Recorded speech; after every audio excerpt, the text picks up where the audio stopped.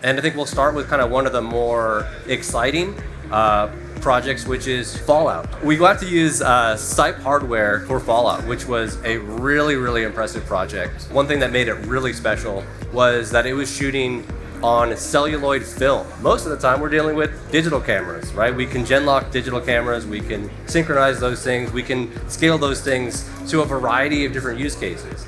And being able to use stYpe hardware on a cinematic camera was, for us, I think, a first.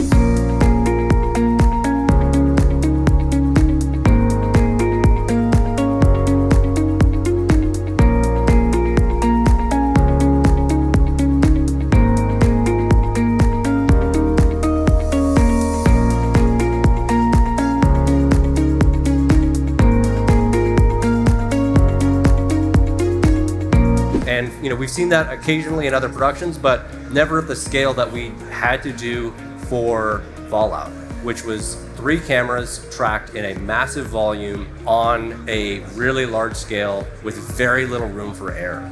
Red Spy was a great solution. It was very easy to move around on the rig, recalibrate. Like, all we needed was just an Israeli arm, if you're familiar with that piece of camera hardware, to attach it to the AOIN film camera. And yeah, it worked great. So, it would get bumped sometimes. That's inevitable during a shoot, and it's okay. You just realign it, you just remeasure it. It takes 2 minutes to recalibrate. One of those really kind of special things was using not just the Red Spy hardware for the camera tracking, but also follower.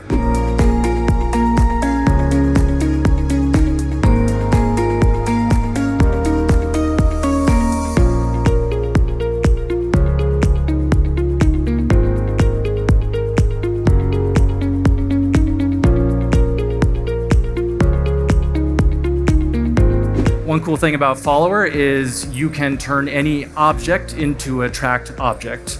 And that's exactly what we did at Fallout.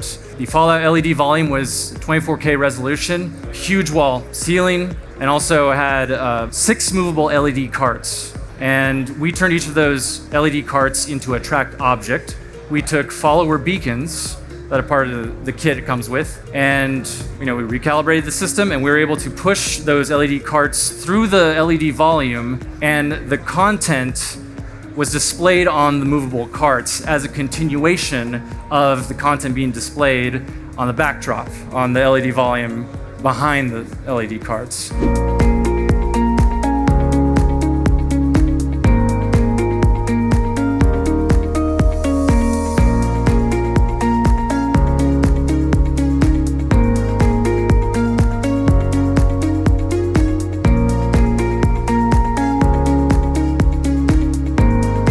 If you've watched at least one episode of the show, you probably noticed the helicopter that they're flying in around a lot. We turned that whole helicopter prop into a tracked object. If you see in the bottom right, the very bottom right of that slide, that was a little custom machining job. We went to Home Depot. You see the follower beacons are kind of peeking out over the top, the white beacons.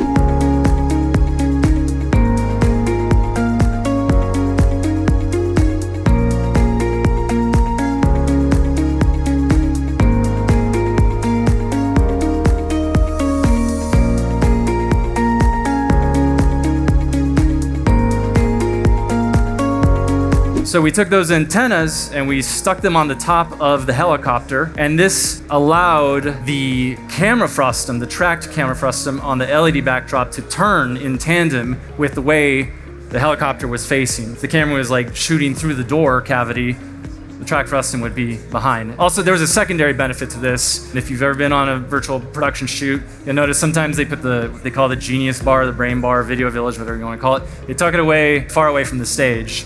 And having this tracked object and tracked LED carts, all trackable objects in the follower system, allowed us to get a sense of the spatial position of where all these elements were in relation to each other, even though we were tucked so far behind on the stage we couldn't physically see them in our line of sight. Props to the Fuse team for being incredible hardware and technical partners along with us, and props to the Magnobus team for creating some really impressive sets. It was truly a team effort, and at the core is always kind of stYpe on providing some of the most important, reliable tracking data.